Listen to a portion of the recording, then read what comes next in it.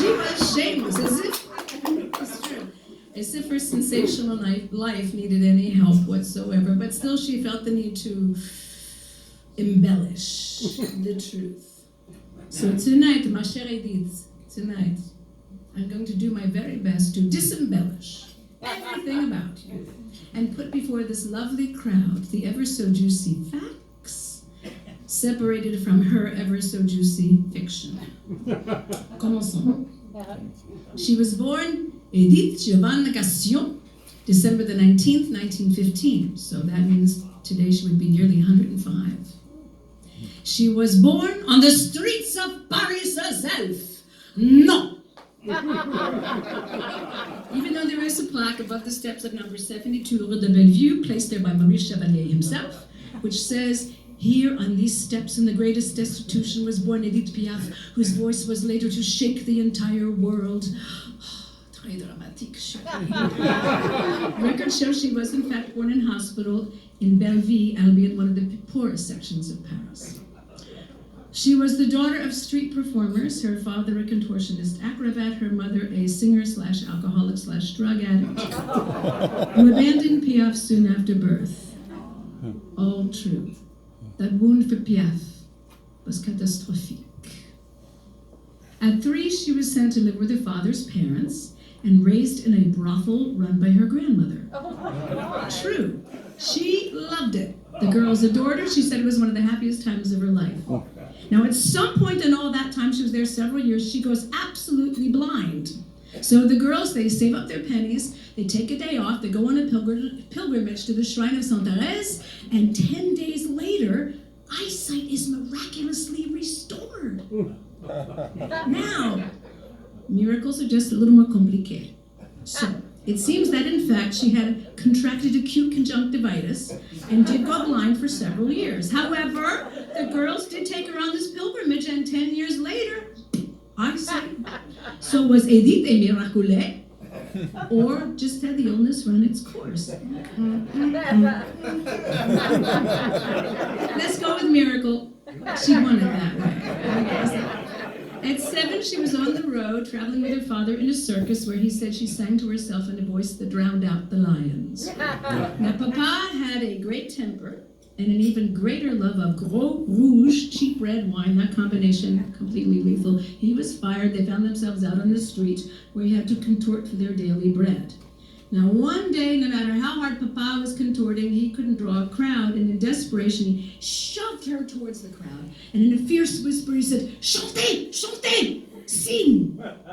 And she did. And it was on that very day that a very young Piaf discovered her ability to hold and mesmerize a crowd. She was such a natural. She sang about the world she knew. The songs were called chansons réalistes. It was songs of the working class, the people she knew, the people she grew up with. Their stories were filled with grit and with sorrow.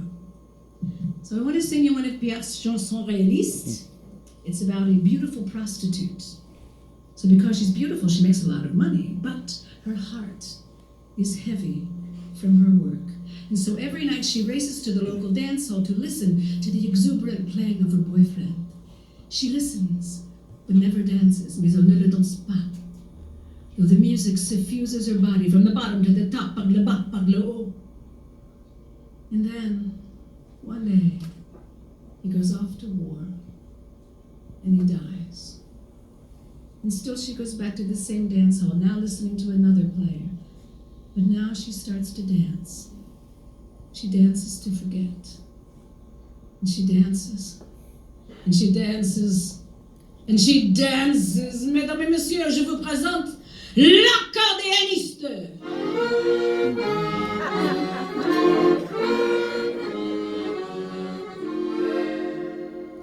La fille de joie est belle, au coin de la rue là-bas. Elle a une clientèle qui lui remplit son bas.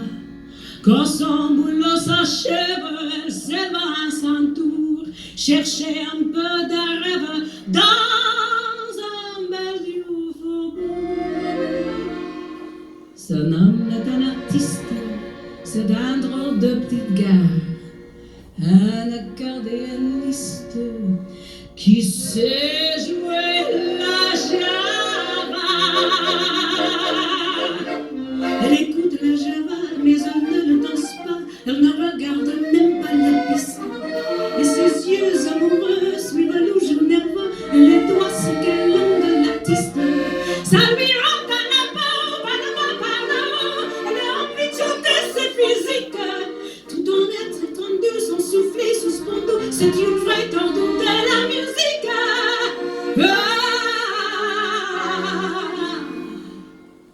She walks alone in the evening, a shadow of the street.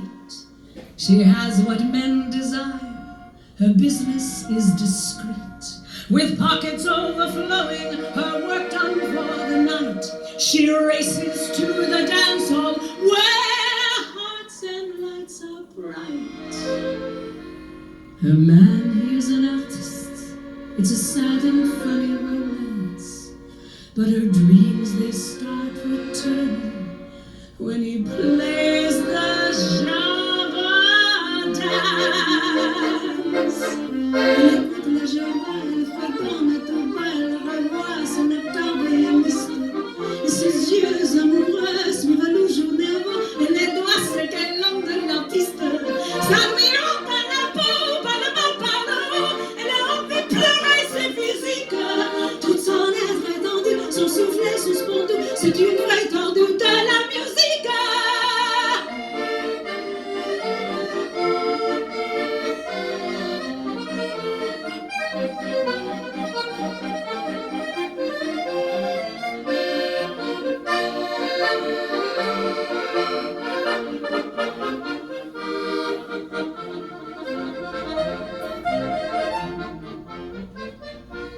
Elle écoute la Java,